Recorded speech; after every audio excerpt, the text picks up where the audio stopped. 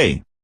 Tokyo, Vice President Mike Pence said the U.S. is preparing to announce the toughest and most aggressive economic sanctions against North Korea in the coming days, boosting pressure on the bellicose government during the Winter Olympics. Pence, who is set to lead the U.S. delegation to the opening ceremonies Friday, made the announcement in Japan Wednesday, following meetings with Prime Minister Shinzo Abe. The United States of America will soon unveil the toughest and most aggressive round of economic sanctions on North Korea ever, and we will continue to isolate North Korea until it abandons its nuclear and ballistic missile programs once and for all, Pence said. U.S. delays ICBM test until after Winter Olympics. U.S.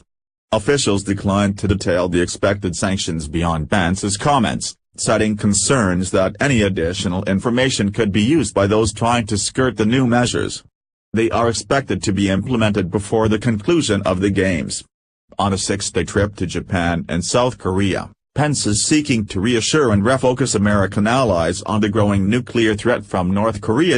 In meetings with government leaders, military officials and U.S. service members, Pence said he wants to make sure the Pyeongchang Winter Olympics don't distract from the bellicose North Korean human rights abuses and nuclear program. He met Wednesday with Abe at his official residence to discuss increasing pressure on the North. "The United States is with you in this challenge," Pence told Abe as they began their bilateral talks. "And we will continue to stand shoulder to shoulder with the people of Japan, the people of South Korea, and our allies and partners across the region until we achieve the global objective of denuclearization of the Korean Peninsula." However, the sanctions announcement comes just days after North Secretary of State Rex Tillerson and Pence indicated that U.S. and North Korean officials could possibly meet on the sidelines of the Games in Pyeongchang.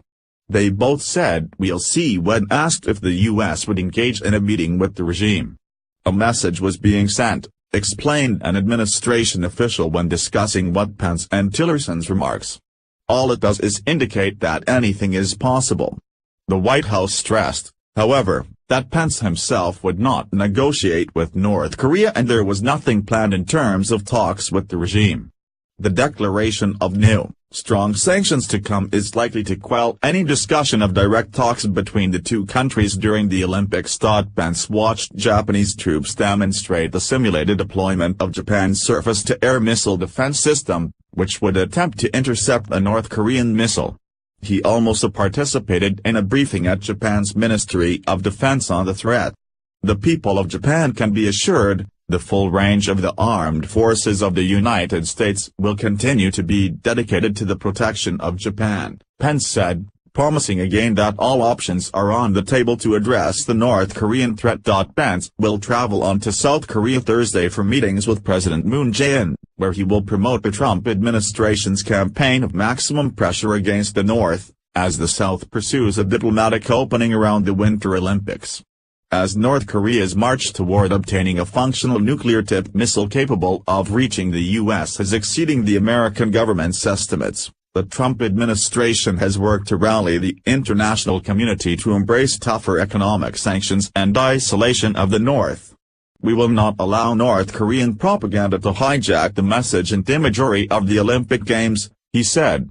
"We'll be there to cheer our athletes, but we'll also be there to stand with our allies and remind the world that North Korea is the most tyrannical and oppressive regime on the planet."